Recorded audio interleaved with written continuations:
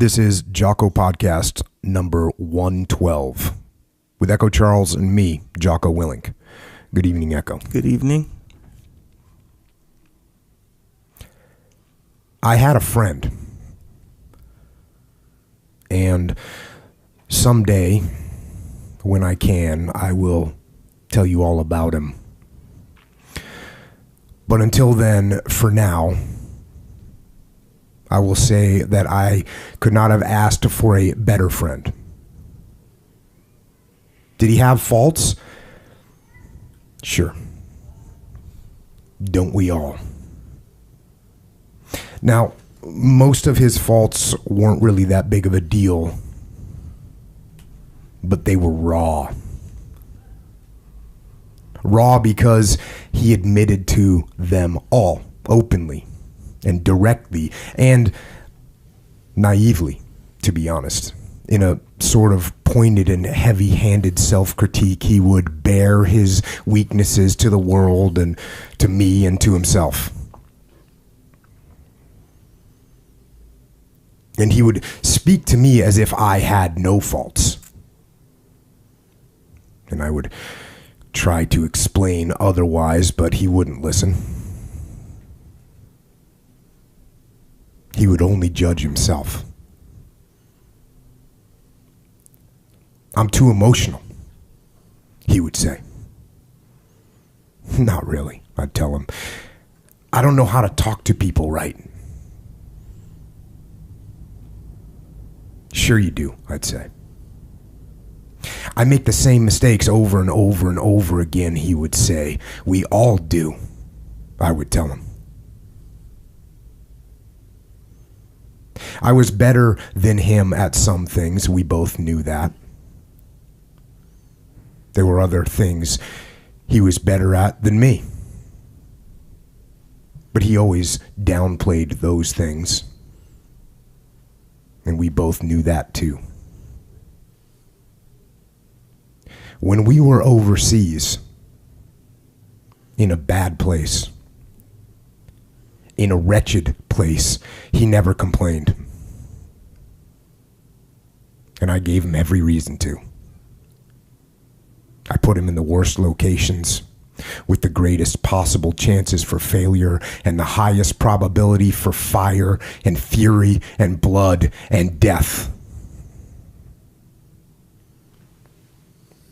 But despite the enemy and the heat and the living conditions and the fear and the wounded men and the screams and the misery that was all around,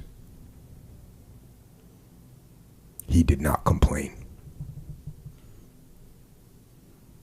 It seemed at times that God himself was trying to test the limits of my friend. And it seemed like sooner or later, the bullets or the bombs would find him. But through some incomprehensible miracle, he survived through that deployment. Now, I make no claim whatsoever to understand why things in life unfold the way they do. In fact, I must say that many of the things I've seen in the world make no sense to me at all. Sometimes it's just utter confusion, no rhyme, no reason. Some of the things that I've seen have left me downright disgusted, jaded, repulsed, sickened by mankind and the awful and reprehensible things we are capable of. But there's another side to that. There's another side, and there are other people who do their best to redeem all the evil our souls are capable of. My friend was one of those people. After deploying with me and surviving that bloody and violent battlefield, my friend Like most of the guys in my old job, he volunteered to deploy again. I thought, and I told him prematurely and incorrectly, that the enemy was done. I told him that the war was all but over. I told him, just do the deployment and sit tight over there and play the game, and in a few months we'll be back and we can go surfing and we can play guitar and we can tell stories and we can cook steaks and we can surf some more. I told him we could carry on when he got home. That was the plan. It was a good plan.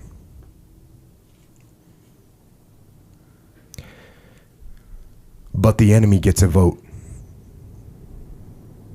And there was intense violence during that deployment for him as well. It was similar to what we had experienced together overseas, an aggressive enemy hell-bent on killing Americans, mixed in an urban environment with a terrified local populace. He told me that the enemy he was now facing wasn't as tactically skilled as the enemy we had faced, but he said that they were braver and more determined. That seemed to concern him a bit more. He seemed to feel the odds were that he would die.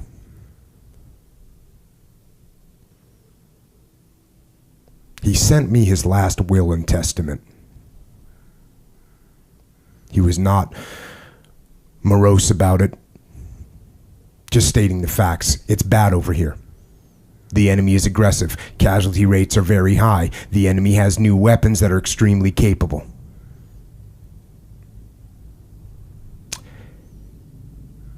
It didn't look good. I waited. I waited the long and completely powerless wait. One known mostly by mothers and fathers and wives and children that are old enough to understand. But a wait also made by the brothers at home that know the risk all too well.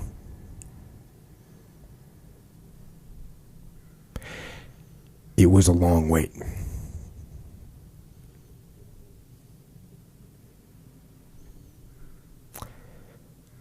At my friend's memorial service, his brother told a story. My friend had talked to his brother on the phone while my friend was on deployment. And my friend had explained to his brother in no uncertain terms the situation that my friend was in. The enemy was extremely hostile. The battlefield was chaotic. The attacks were frequent and furious. It was violence that my friend had not experienced before. This was war unleashed, and it seemed to be heading to an inescapable conclusion. And my friend's brother sensed this. Even through the phone, even thousands of miles away, as his brother, he sensed the darkness and the overwhelming finality of the situation.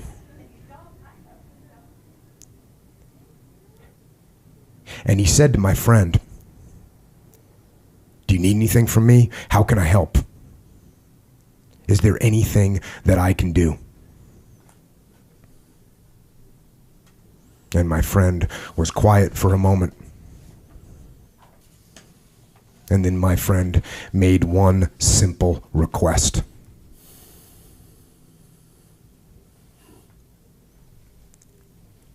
He said, "Pray for my men."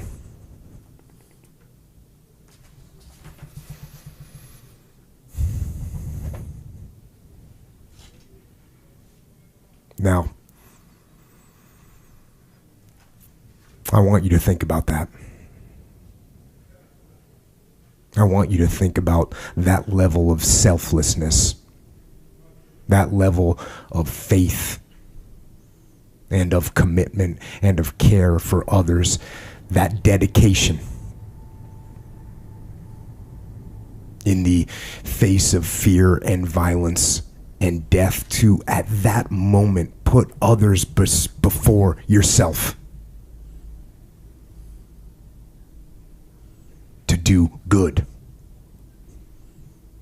To be heroic and strong and brave, and yet at the same time to be humble and to be willing to sacrifice everything for your friends.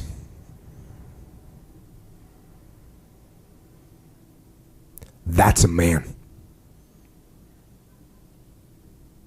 And I couldn't have asked for a better friend.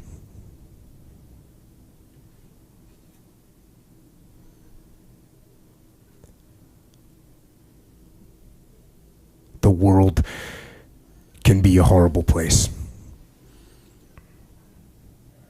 It's filled with violence and treachery, and sometimes it seems that the legions of demonic powers have the upper hand in the battle between good and evil, and it can seem that all might be lost.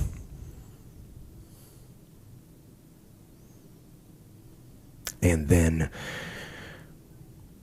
we remember. We see the light, and for me, the light comes from the example of others.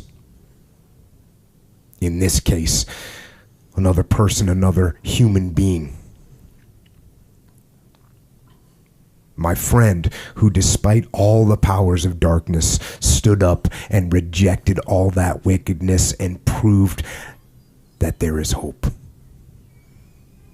And there is a path to light. And we can get on that path if we choose to do so, like my friend did.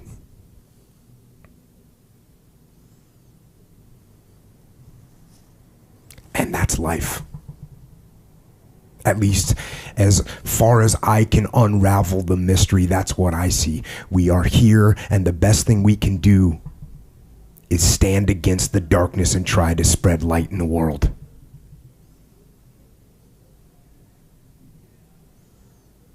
But that can be a very hard thing to do.